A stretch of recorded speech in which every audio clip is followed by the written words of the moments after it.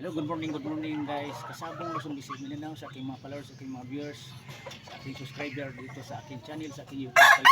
Nandito naman ako sa umaga na ito ngayon. Nandito ako naman sa isang magbigay naman ako ng kunting tips sa kaalaman ko tungkol sa mga kulay sa labanan sa manok kung alin ang lamang sa panalo kaysa talo. Kasabong pala, itong hawak ko nga manok, ito siya ang kulay bulik, doom. Pero process ko ito siya sa sweater. Alam nyo ba, para sa inyong mga baguhan pa lang, kasi pinagdaanan ko na mismo ito, kaya naikontent ko ito. Itong mga itong kulay nga bulik, yung may buwan ko, may pizza, may panahon talagang halos na ganitong kulay, sila ang halos mananalo sa labanan sa inyo sa sabong sa manok. Pero may buwan dito, may pizza, may araw din ito, na kapag ito naman ang hindi siniswerte, halos ganitong kulay, matatalo, ilan-ilan lang ang manalo. Ayan katotohanan sa mga kulay sa manok. Katulad din ng Great Talisay, pinagdaanan ko rin yan. Pag oras din naswertihin ang mga kulay na gris sa araw na yon sa labanan sa manok sa pagdating sa mga sabon cockpit, mapanood niyo yan sa mga event kahit sa malakihan derby. Pag siniswerte ang mga gris, halos gris din yan mananalo. Ang hirap din talunin.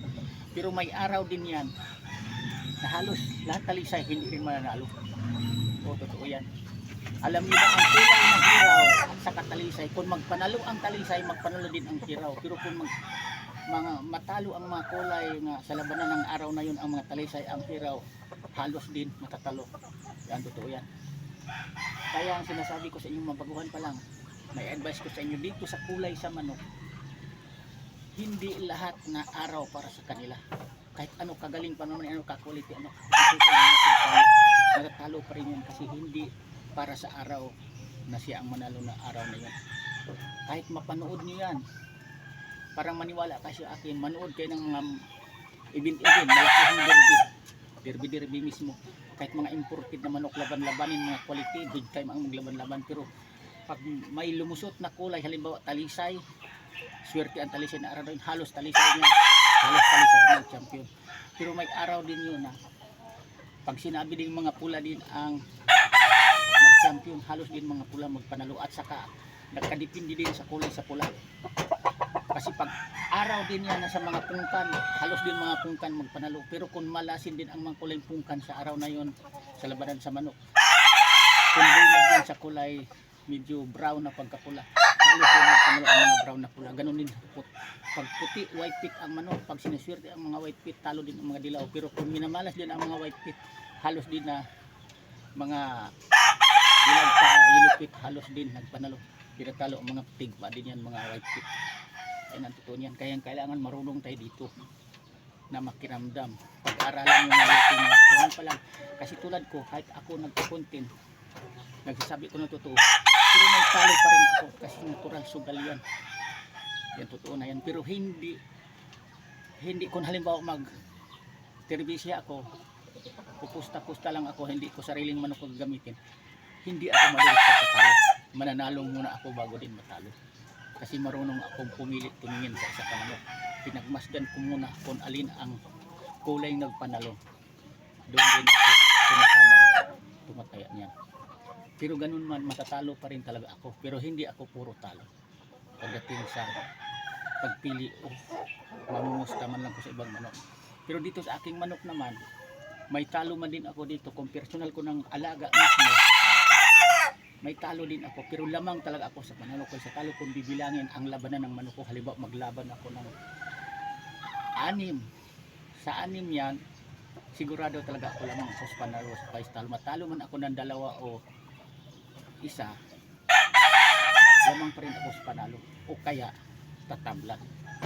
Talo ko ng 3, panalo 3 din kung 6 ang manok ko lalaban. Ganun ang totoo yan. Hindi kay puro talo. Kasi ang hirap dito kung sa 6 na labanan ng manok, maglaban ka ng 6, masisiro ang 6, walang kahit isang manalo.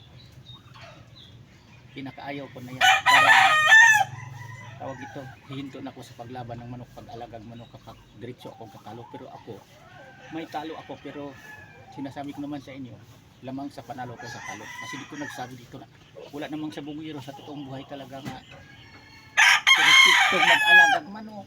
Sa pangalan may perfecto, Pero sa totoong pangyayari na totoong buhay, sa labanan sa manok walang perpekto dito. Lahat tayo, kung minsan maging sinungaling pa tayo kasi sabihin natin siguradong manalo. Ang kalaban din nagsabi siguradong manalo. Kung sino ang natatalo, yan ang nagsinungaling doon. Yan totoo yan. Aminado ako niyan dahil ako nagsasabi din ako nga ang manok ko mahusay din. Halimbawa, sa tingin ko mahina lang ang kalaban. Sa loob-loob ko sigurado manalo pero matatalo din ako. Kapag hindi ko swerte ng araw na yan. Yan totoo yan. Kasi dito sa Sabong, swertihan dito. Kung ang manok mo magaling, ang alaga nating manok mahusay, sakto sa alaga, mahusay bumatong palo. Kung samahan tayo ng konting swerte, sigurado mananalo tayo kahit anong mangyari. Pagdating sa basahan, kahit 2 beses lang makatuka ang manok natin, panalo pa rin tayo dyan. Pero kung hindi para sa atin na araw na yun, kahit ano ka conditioning din ang manok natin, pagdating din sa kukaryuhan, 2 tuka lang sa kalaban, sa atin hindi nagubaganti, talo na pa rin, talo din tayo niya. Ganun lang ang Sabong. Hiram-hiram lang, palit-palitan lang. Parang tayo, pinaikot lang. Parang mundo ito, bilog ang mundo, umiikot lang tayo. Yan katotohanan ang pagdating sa industriya sa labanan sa manok. Kayang mga baguhan pa lang, lalong baguhan magsimula, baguhan kayong pumasok dito sa industriya sa labanan sa manok, Sabong, kasugal, kasi sugal kong Sabong. Kailangan alalay lang talaga kayo, hinay-hinay lang, dahan-dahan lang kayo dito. Huwag nating isugal ang hindi dapat pang sugal. Ang isugal lang natin yung pang-budget lang talaga. Pero yung pang-budget pang pamilya, huwag talaga natin pakialaman yan. Dahil hindi na maganda yan at saka hindi ko gawain, hindi ko talaga ginagawa. Never kong ginagawa yan sa buhay ko nga. Ang pang-budget sa pamilya ko para sa pagkain namin o anong mga bayarin sa tubig kuryente, isusugal ko yan. Hindi ko ni sa palaran yan dahil ang Sabong kahit ano kagaling ang manok mahiwaga, ang Sabong may talo pa rin tayo dahil sabi ko naman sa inyo, may kilikili, may kalambutan. Ang may buhay, may hininga, may katapusan yan. Yan totoo niya. Hanggang dito muna ako Kasabong. Sana mayroon kayong mapulutunan sa umaga na ito ngayon. Makakuha kayo kunting idea man lang na maisip nyo pagdating sa industriya sa laro sa manok. Na kailan marunong tayo dito magdala para hindi mapiktado, hindi muling kawawa ang ating bawat isa pa. Yan lang, thank you ulit po noon.